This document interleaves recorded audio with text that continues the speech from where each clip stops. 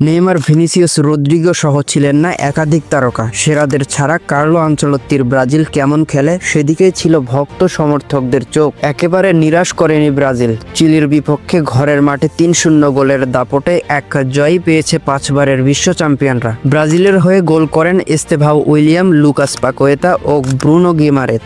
সেপ্টেম্বরে বিশ্বকাপ বাছাইয়ের শেষ 2 ম্যাচের জন্য ঘোষিত ব্রাজিল দল নিয়ে গত কদিন চলছে বিতর্ক। আনচেলত্তি চোটের কারণে নেইমারকে বাদ দেওয়ার কথা বললেও ব্রাজিলিয়ান তারকার দাবি ছিল ভিন্ন। নেইমার বলেছেন চোট নয়, তার বাদ পড়ার কারণ কৌশলগত।